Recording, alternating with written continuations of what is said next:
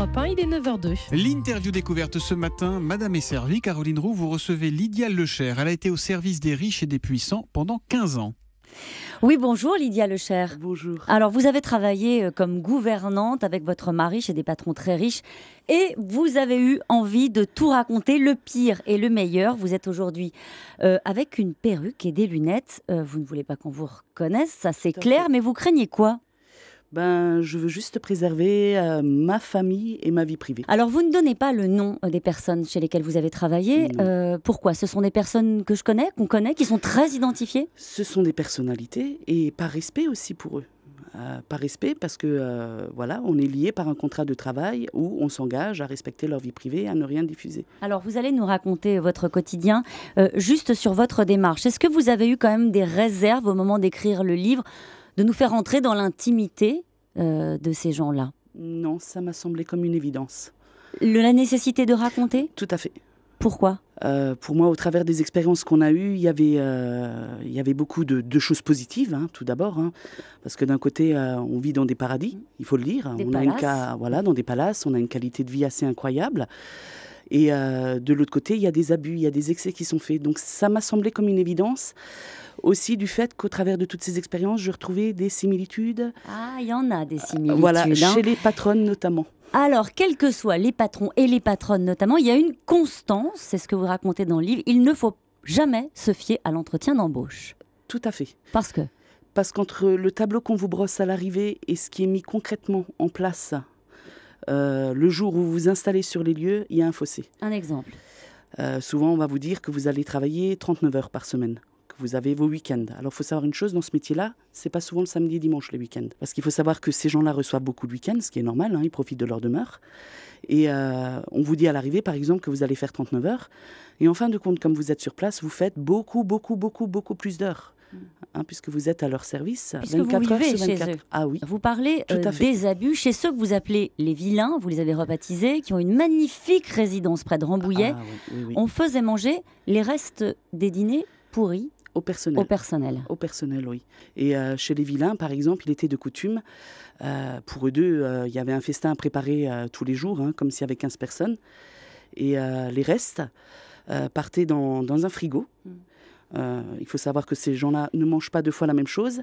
Et en fait, dans ce frigo, elles laissaient avarier les aliments. Et elles pouvaient décider, au bout de 10 jours, de le redonner au personnel. Et le personnel ne disait rien à part vous ? Non. Le personnel ne disait rien. J'ai un collègue qui, lui, s'est cantonné à manger du riz. Voilà, parce que déjà, le riz, c'était pas cher. Et pour éviter justement de manger les repas avariés. Et alors, vous racontez très bien dans le livre les lubies, en réalité, de ces gens-là qui vous payent, donc qui ont des exigences parfois un peu délirantes, comme par exemple vous faire briquer les sols avec des pulls en cachemire et en mohair. Tout à fait, mais encore une fois, je ne critique pas parce que l'histoire du cachemire, ça fait briller le marbre. C'est une vérité. Par contre, c'est du sport. Oui, mais quand même, de là à le faire avec des pulls en cachemire ou du mohair, il y a peut-être d'autres méthodes aujourd'hui pour faire briller le marbre. Bref, les lubies les plus folles, d'autres lubies auxquelles vous avez été confrontés. Alors, j'ai remarqué chez la plupart des patronnes, j'en parle dans le livre en parlant du petit poussé parce qu'elle se met des petits indices de partout.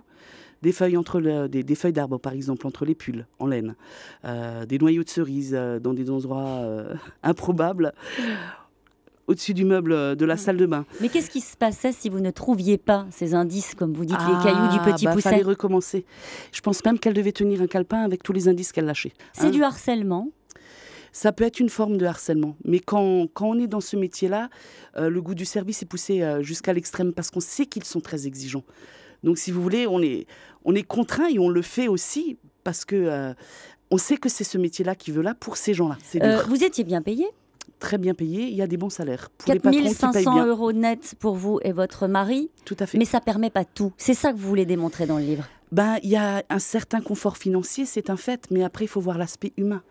On ne peut pas tout accepter au prix de l'argent. Qu'est-ce que vous attendez, au fond, de la publication de ce livre ? Qu'est-ce que vous en espérez ?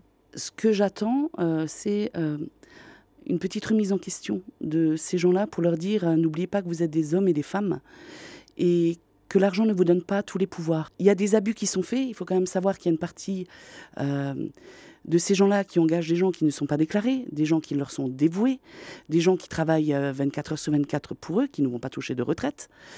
Il y a ce côté-là qui m'a rebuté, qui m'a choqué. Ce sont souvent des gens étrangers, voilà, qui ne maîtrisent pas le code du travail, qui ne parlent pas bien le français et qui considèrent que c'est un honneur de travailler pour monsieur untel de la haute ou madame untel. Et il y a aussi l'aspect humain. Leur dire, à cause de votre argent, ne vous octroyez pas le droit de maltraiter les gens comme ça. Vous travaillez toujours chez les riches, Lydia Lecher? Je travaille toujours chez des riches, mais plus dans le même domaine. C'est-à-dire? Je suis sur un domaine viticole. Je fais autre chose. Merci beaucoup d'avoir été mon invité. Merci.